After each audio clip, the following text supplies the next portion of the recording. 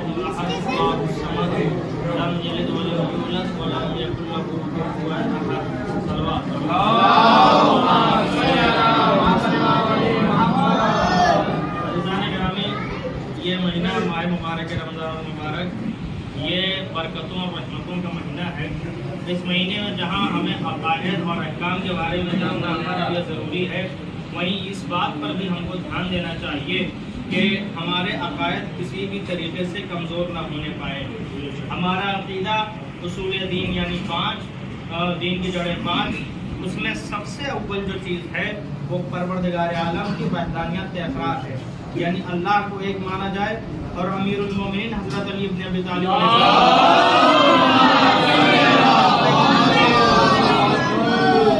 जो नहजुल बलागा का पहला खुतबा है, उस खुतबे में जो मौला ने बात की हमद परवरदिगार के बाद, उसमें सबसे पहली बात जो मौला ने फरमाई है वो मारिफत के सिलसिले में बात फरमाई है।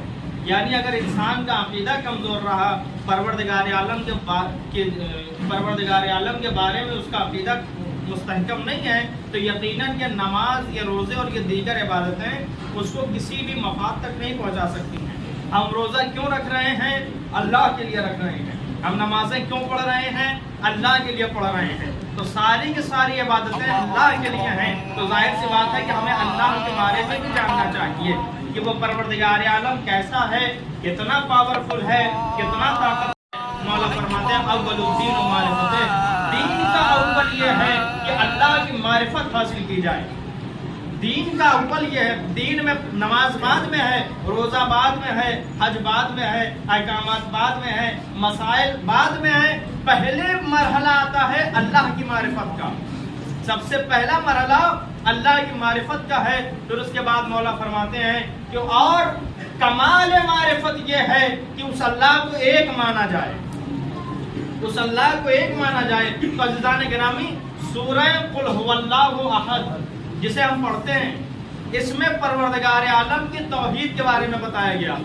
तौहीद के माने एक होता है, तौहीद के माने एक होता है, इसीलिए सूरह को हम सूरह तौहीद भी कहते हैं। इसमें परवरदिगार आलम कहता है बिस्मिल्लाहिर्रहमानिर्रहीम, कुल हुवल्लाहु अहद, कह दो ऐ रसूल, कह दो कि वो अल्लाह एक है। यहाँ पर अल्लाह ने लफ्ज़ अहद इस्तेमाल किया, वाहिद नहीं। अहद के माना भी एक होता है और वाहिद के माना भी एक होता है, लेकिन अहद और वाहिद में बड़ा फर्क है। अहद उस एक को कहते हैं कि जिसके दो ना हो पाए, और वाहिद उस एक को कहते हैं कि जिससे दो हो जाएं, जिससे 3 हो जाएं। तो वो अल्लाह एक ऐसा अकेला है कि जिसका कोई दो नहीं हो सकता है। तो कुल हुवल्लाहु अहद, कह दो कि वो अल्लाह एक है।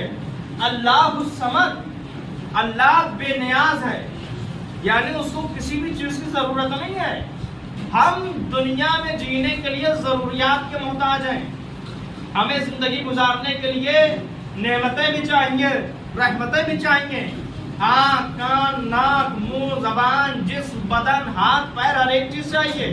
मगर अल्लाह जिस्मानियात से बेनियाज है।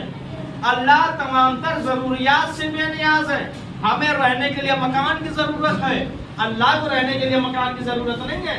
हमें देखने के लिए आंखों की जरूरत है, अल्लाह को देखने के लिए आंखों की जरूरत नहीं है। अल्लाह हर एक चीज से बेनियाज है। तो अल्लाह ऐसा है, लम यलिद वलम यूलद, ना अल्लाह ने किसी को जाना है और ना किसी ने अल्लाह को जाना है। यानी ना उसका कोई बेटा है और ना वो किसी का बेटा है। वलम यकुल लहू कुफुवन अहद, और उसका कोई शरीक नहीं है, उसका कोई साथी नहीं है, उसका कोई कुफु नहीं है, वो अकेला और यकता है। तो अज़ीज़ान गिरामी, परवरदिगार आलम के बारे में तौहीद का जो कॉन्सेप्ट हमारे पास है वो दुनिया में किसी भी मजहब और मसलक के पास नहीं है। अज़ीज़ान गिरामी, मारिफत हासिल करनी है तो मारिफत कैसे हासिल करेंगे? बाब मारिफत क्या होना चाहिए? हमने मारिफत इमामों के जरिए से हासिल की है तो हमारी तौहीद और है। कुछ लोगों ने इंसानों के जरिए से तौहीद हासिल की है तो उनका अकीदा यह है कि अल्लाह हर शब जुमा गधे पर सवार होकर जमीन पर आता है और सुबह तक चिल्लाता रहता है कि मेरे बंदो आओ अपने गुनाहों की माफी मांगो, मैं तुम्हारे गुनाहों को माफ कर दूंगा। ये तौहीद का अकीदा कमजोर है। اور کتابوں میں آپ کو ملے گا کہ اللہ جہنم میں سبھی کو ڈال دینے کے بعد جہنم کی بھوک نہیں مٹے گی، وہ کہے گی پروردگار ہمیں کچھ اور دے، تو اللہ کے پاس کچھ ہوگا نہیں تو اپنی ایک ٹانگ اس پہ ڈال دے گا، نعوذ باللہ۔ تو یہ عقیدہ توحید اور ہے، اور اماموں کے ذریعے سے عقیدہ توحید دیا ہوا اور ہے۔ مولا فرماتے ہیں کل واحد قلیل، ہر ایک چیز جو ایک ہو وہ کم ہوتی ہے، ہر ایک چیز اگر ایک ہو تو وہ کم شمار کی جاتی ہے۔ مثال کے طور پر اگر آپ کے پاس 1 روپے ہو اور آپ کو ضرورت 2 روپے کی ہو تو 2 کے مقابل میں 1 کم ہے، 2 ہو ضرورت 3 کی ہو تو 3 کے مقابل میں 2 کم ہے۔ آپ کو 100 کی ضرورت ہو اور آپ کے پاس 50 ہو تو 50 کے مقابل 100 کے مقابل 50 کم ہے، اور آپ کے پاس 100 ہو ضرورت 200 کی ہو تو 200 کے مقابل 100 کم ہے۔ تو اگر ایک چیز ہو تو وہ کم مانی جاتی ہے، اسے ہلکا مانا جاتا ہے، مگر مولا اللہ کے بارے میں فرماتے ہیں کہ دنیا کی ساری چیزیں اگر ایک ہوں تو وہ کم شمار کی جاتی ہیں، مگر اللہ کی ذات ایک ایسی ذات ہے جو ایک ہونے کے باوجود کم نہیں شمار کی جا سکتی ہے، ایک ہونے کے باوجود کم نہیں شمار کی جا سکتی ہے۔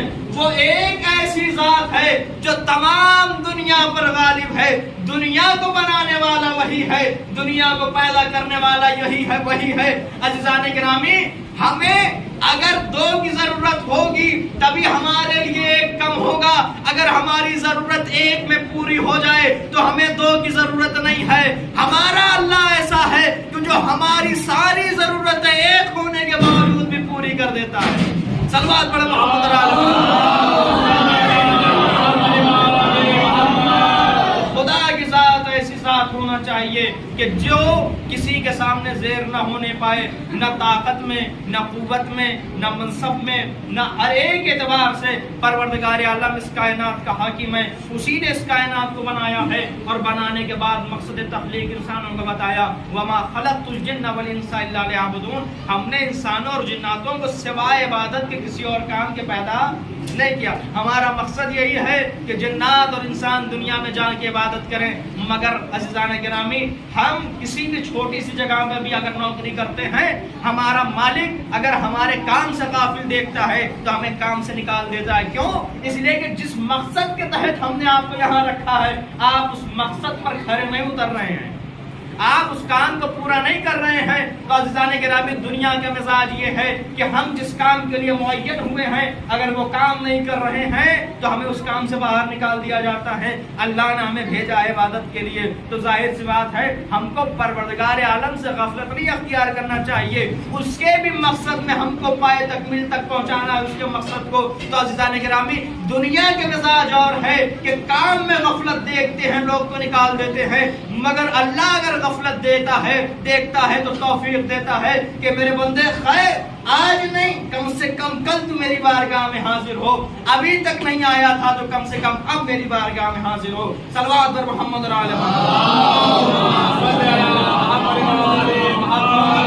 گرامی، پروردگار عالم ایک ہے، واحد ہے، اور جانا کیسے جائے؟ بس ایک آیت قرآن مجید کی اور آپ کی زحمت کو تمام کر دوں۔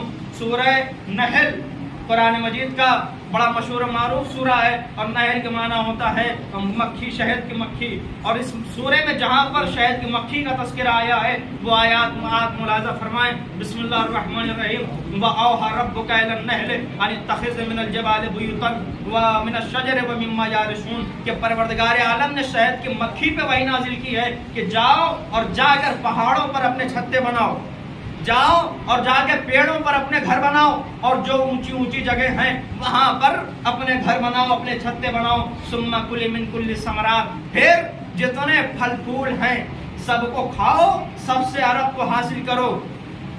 ثم کلی من کل ثمرات فصل کی سبولا اور رب کے ذللا اور رب کے ذللا، اور دیکھو اپنے رب کی بارگاہ میں اکڑ کرنا چلنا، اپنے رب کی بارگاہ میں اپنے سر کو جھکا کے چلنا۔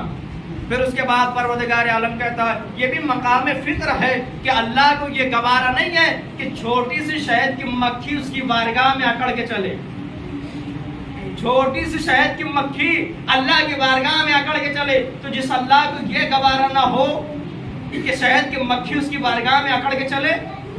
اس اللہ کو یہ کیسے گوارا ہوگا کہ انسان اس کی بارگاہ میں اکڑ کر چلے؟ تو یہ بھی مقام فکر ہے۔ پھر پروردگار عالم فرماتا ہے کہ یخرج من بطونہا شراب مختلف الوانہ، پھر اس کے بعد شہد کی مکھی کے پیٹ سے مختلف قسم کے مشروب خارج ہوتے ہیں، فیہ شفاء للناس، جس میں تمام انسانیت کے لیے ہم نے بیماریوں سے شفا رکھی ہے۔